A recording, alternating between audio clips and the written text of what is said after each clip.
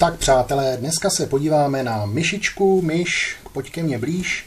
Je to, jak sami vidíte, Logitech T620, celodotyková záležitost, nebo téměř celodotyková. My se dneska podíváme, jak se s tím vlastně pracuje, zachází, takže pojďme na to.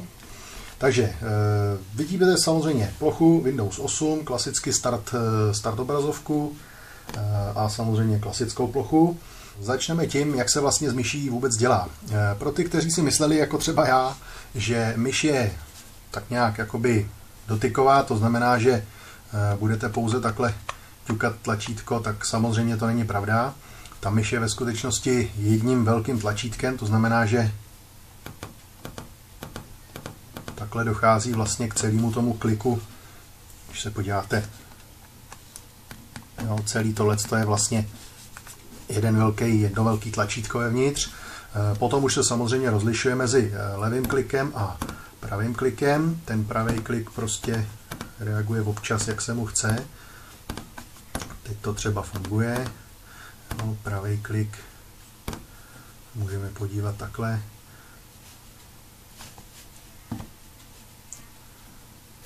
To znamená, co se týče toho klikání, tak vlastně tím, že všechno obsluhuje jenom jedno tlačítko, který je uvnitř, tak vlastně nejde udělat takovýto, že třeba držíte jedním prstem levý tlačítko a potřebujete do toho zmáčknout pravý. To se samozřejmě nestane, protože to tlačítko je ve skutečnosti jenom jedno. Jo, takže vlastně jakoby nemůžete stisknout současně obě tlačítka, prostě to nejde. Co se týče prostředního tlačítka, to je nadefinováno standardně tadyhle v tom ovládacím softwaru Setpoint. Pravý tlačítko nebo prostřední tlačítko, jak tady sami vidíte na tom ukázkovém videu, tak prostřední tlačítko je definovaný způsobem, že někde tady v té části prostě kliknete. Prostřední tlačítko se hodně používá v prohlížečích. Je tu samozřejmě šoupáním používáte scrollování klasicky, můžete šoupat i do stran. Tenhle ten pohyb mi nepřijde úplně dobrý, ten je takovej trošičku, jak bych tak řekl, nepřirozený, zatímco tohle je celkem v pohodě, jakoby. Tam není žádný s tím problém, takže horizontální rolování podle toho, jak se vám bude chtít, používat ho nebo nepoužívat. Teď teda k tomu prostřednímu tlačítku. Prostřední tlačítko se mačká, jak si můžete tadyhle všimnout vlastně v tom softwaru, který vám to tady ukazuje, tak někde v těchto těch částech myši, vlastně když na to takhle máčknu dvouma prstama, tak je z toho prostřední tlačítko. Teď se mi to třeba povedlo, ale je spousta věcí, když se budu chtít třeba novou stránku tadyhle toho otevřít v novém okně, tak teď se mi to třeba vůbec nepovedlo. Zkusíme znova. Teď se mi to povedlo, ještě jednou. Teď, když už to vím, kde to je, tak to samozřejmě, ale jako musím se na to víceméně dívat na tu myš, jo, protože prostě se to strašně blbě trefuje. Ten prostor, kde se trefit do té myši tak, aby to byl ten správný middle click, ten je strašně malinkatý. Tak, půjdeme zpátky. To je další věc, kterou si podíváme, když už teda jsme se bavili o tom horizontálním rolování, tak jsou tu samozřejmě takový ty funkce pro Windows, kdy vlastně můžete přepínat aplikace tímhle způsobem. Podíváme se na to rovnou v praxi.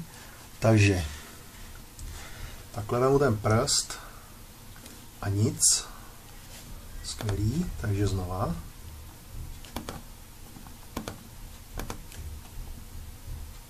Jo, teď se to podařilo, teď mi to zase někam roluje z úplně nepochopitelných důvodů.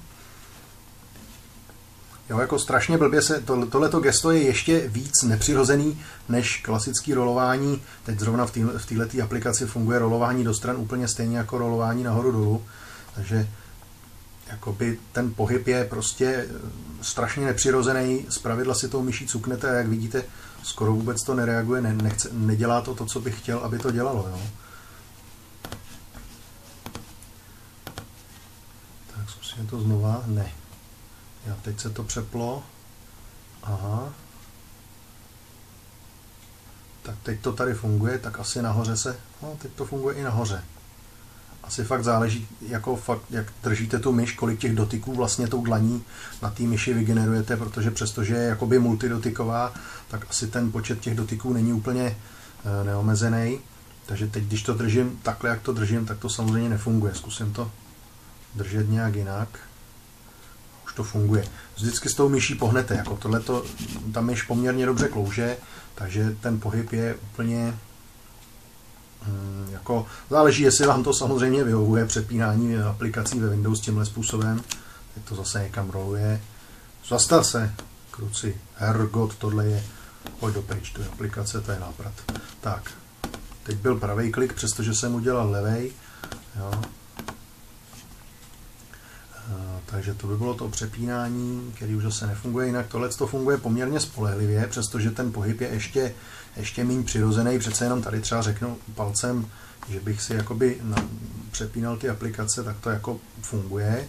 Někdy samozřejmě zase, no a tohle to ze strany, jak tady vyjíždí ten panel, tak to funguje poměrně spolehlivě, ale zase je to prostě pohyb naprosto nepřirozený. Na té myši se takovýhle věci běžně nedělají, asi s tím budete mít možná problémy stejně jako já, i když teď to funguje krásně. No a samozřejmě, co se týče dalších gest, které jsou tady definované, tak tady máme vlastně možnost to horizontální scrollování, vertikální scrollování, to už jsme si ukazovali. Show hide desktop v podstatě v tuhle chvíli ani není nadefinovaný, tohle je vlastně standardní nastavení, kdy start screen, neboli vlastně tu úvodní obrazovku, můžeme zobrazit jednoduše tím, že teďka teda v tomhle případě dvojitě klikneme na tu myš bez toho klasického kliknutí. Jo. Teď jsem pustil něco, co jsem pustit nechtěl, to je jedno. Prostě jenom tak ťuknu na tu myš takhle a nic. No. Halo, tak, teď to zabralo. Jo, vlastně ťuknu dvakrát. No. Double tap. Tak teď to funguje, paráda. Přepínání aplikací, to jsme si ukazovali. Show Charms samozřejmě funguje jak Charms. A teď funguje i to přepínání aplikací. Je to taková prostě funkce, já nevím, jestli za to vinit Logitech nebo Windows 8, ale není to nic, o čem bych psal domů, jak se říká. No a to je v podstatě celý, takže jakoby rolování celkem, jakoby, chci říct, funguje, ale nemáte nad tím zdaleka tu samou kontrolu jako s klasickým rolovátkem mechanickým na běžný myši. Není to prostě ono, jo. Je to takový, jako ta myš, takhle, co se pohybu týče, k tomu není žádných výhrad.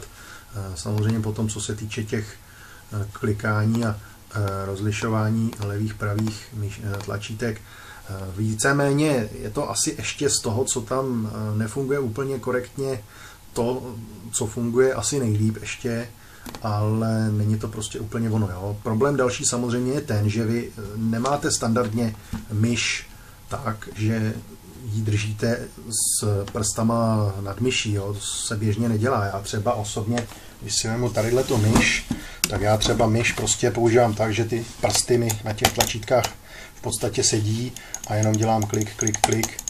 Jo. To tady v podstatě odpadá, protože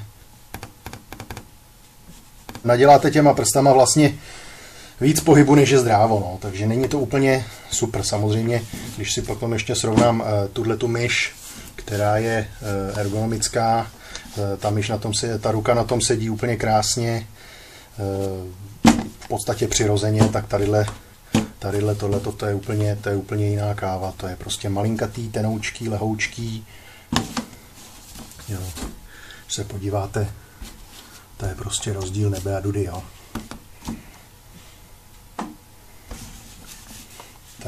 Takže tak. To je asi k této myši úplně všechno. Já bych snad závěrem k tomu dodal, že není to dobrý produkt, bych řekl. Není.